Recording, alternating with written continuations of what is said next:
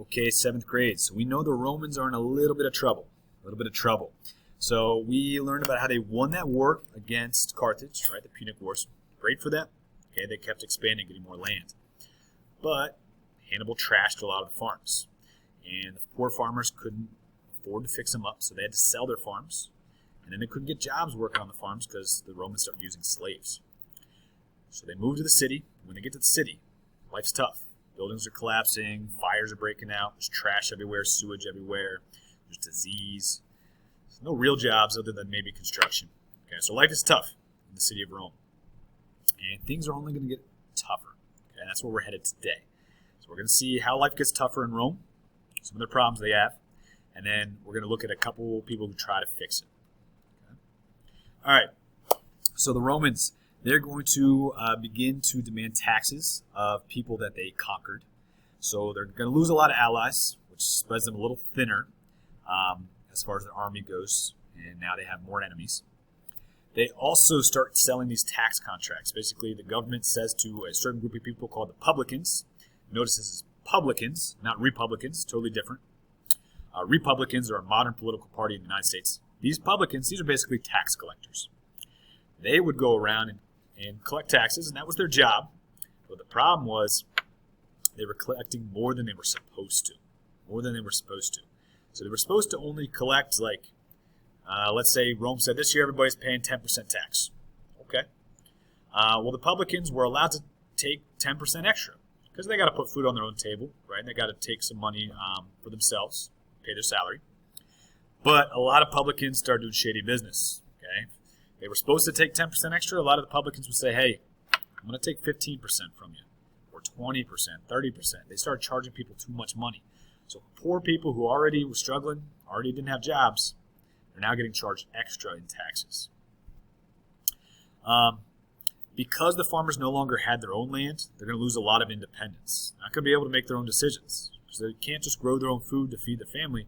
They got to rely on other people to hire them. They got to rely on what housing is out there, and so they're going to lose a lot of their own power. A lot of Roman shops start to shut down because as the Romans get bigger, they start doing a lot of trading around the world and bringing in goods from other places like Africa or Greece. And so a lot of shop owners in Rome start losing business. The poor people kept getting poorer in Rome. The rich people kept getting richer. The rich people and the government officials were too busy worrying about getting rich and staying rich. They weren't helping the poor. The poor people's problems were getting worse. So the poor and the rich, they start to hate each other. At least the poor hated the rich. And the rich were kind of scared of the poor because there were a lot of poor people, very angry. So Rome was super unstable. People were not working together. There's going to be a group that comes in to try to fix this. Okay. Now, there's a group called the Reformers who come in and try to change the laws and fix it that way. There's going to be generals who try to come in and use their political power and their military power to try to fix some of the problems. There's going to be groups called triumvirates that come in. And we'll talk about these three guys a little bit in more detail. One guy, Pompeius, Marcus Crassus, a.k.a. Marcus the Rich, and Julius Caesar. He's the one we're going to talk about a lot. So these guys come in. Marcus Crassus, his name was Marcus the Rich. He was a politician, a military leader. He also had a lot of money, and he thought he could fix the money problems of Rome. Gnaeus Pompeius, he was a consul and a general, so he was also a military leader. And he thought that Rome should be ruled by the patricians, the rich people. He thought, hey, these rich people got power, and they've kept power for a long time. They must be pretty smart. They have experience. They used to be the only ones in charge when the Republic first started. And that was a great time. So why don't we go back to that? That was Pompey. Then Julius Caesar came along. He was a military leader too. He was a general. But he said, you know what? The problem is there's all these different people in our republic, and they all can't get along. They're all fighting each other. The rich and the poor, they hate each other. The Senate, the consuls, the triumvirs, they're not working together. It's causing more issues. We could fix this if we had one person in charge. Now, folks, this is going to be kind of an interesting twist of fate here.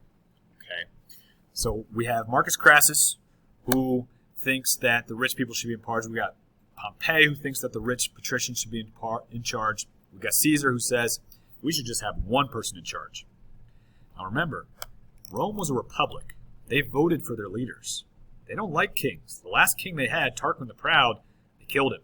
They overthrew him, right? Well, Caesar, he's going to gain control. Pompey is mysteriously murdered. Okay? Crassus kind of sneaks out of the scene, right? We don't really see him. And Caesar, he's the governor of a Roman province, and he's a military leader. He built up a strong army that was very loyal to him. He conquered lots of new lands for Rome. He got new land in France, Belgium, and even parts of Britain. And the Senate, the lawmakers in Rome, they start to get a little nervous. They see Caesar up there building this strong army. They see Caesar up there getting some wealth for himself, getting some power. They see Caesar up there giving speeches about how one person should be in charge of all of Rome. And that makes the Senate a little nervous. So they send an order to Caesar, and technically they are his boss. And they say, you need to break up your army. Send your army elsewhere. You need to come back to Rome by yourself.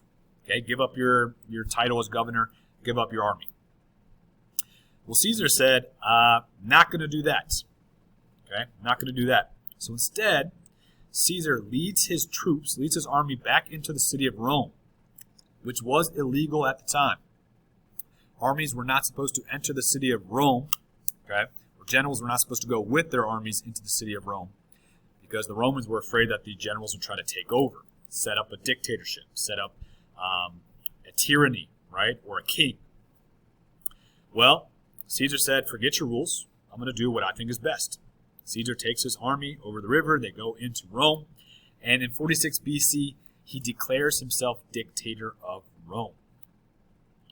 Now, when he's there, he starts to make some changes. He's going to take a lot of the state lands that they own in Italy and the new area that they're conquering, and he's going to start giving it to soldiers and former soldiers, people who didn't have land, so they could start their own farms.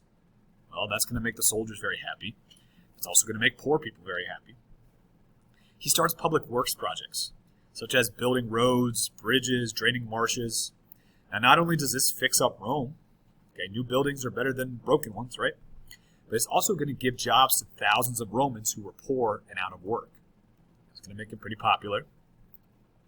He's also going to plan and pay for gladiator games, sporting contests, and make them free for the public. So even the poor people who don't have jobs, who maybe were angry, well, now they can at least go watch some sports, right? Now, some people accused him of trying to distract those poor people and not really helping them. But those poor people were just glad to have something to do, okay? Glad to be entertained and that Julius was being generous, right? Now, he knew that the Senate did not like him. The Senate, they're the ones who write the laws. They've got a lot of power in Rome. So what he does is he decides to double the size of the Senate. He's going to take it from 300 to 600 jobs. Now, that's going to give a lot more jobs to Romans, but specifically, he's going to put his friends and people who are loyal to him in the Senate. So now the Senate went from everybody hating him to half of them hating him, half of them really glad that he just gave them a job. Okay? And he's going to sneak in a lot of his friends who are business people, business leaders and owners to become senators. So he's making some people very happy. He's making some people very upset. Now, there is going to be a crime that is committed. Okay? And this video we watched in class kind of gives you a heads up about what happens. But on March 15th, 44 BC, Julius Caesar, died of multiple stab wounds to the chest. There were many witnesses to the attack, but few concrete details could be worked out at the time. We are pretending that we are cold case investigators. So we're going to take this case that has been solved for 2,000 years and we're going to try to solve it. Okay? We do know that there were many senators involved in the attack, but they all fled the scene, so we don't know specifically which ones. The exact motivation and number of attackers is still unknown. That's what we need to figure out. So there's three options to consider. Either the senators assassinated Julius Caesar due to their jealousy of his fame. The senators assassinated Julius Caesar because they thought he was going to destroy Rome and make himself emperor, make himself king. Or Caesar allowed the assassination attempt to happen, and he knew about it because he wanted to die a memorable and heroic death. So those are the theories we're working with right now. We're going to try to solve this case. Now, folks, if you're in the Nearpod, this is the point, and here's the Nearpod code if you need it. Highlight it, you can pause the video, copy it down. If you're in the Nearpod, here's the point where you're going to find the directions. Okay, it's going to pop up exhibits of evidence, okay, stuff we know from history, and it's going to have questions on a class kick that you can fill in at the same time to get points for doing this investigation. And eventually, those observations will lead you to figure out who committed the crime and what evidence you have. So you'll solve it. You'll be the detective. If you click on the next slide, it says, hey, check out the next video. This is Mr. Hildebrand. This is me right here on the video explaining how to do this project, how to do this investigation. This is also going to be posted on Canvas. And the class kick link is going to be on Canvas too. Okay? So don't fret. If you do get lost, and you have questions, you're not sure how to do this investigation, how to go through the evidence, how to find your information, how to charge somebody with the crime, if these directions are confusing, send me an email or pull me aside. I'll help you out with it. Okay? All right, folks. Good luck with your investigation, and let me know what you find.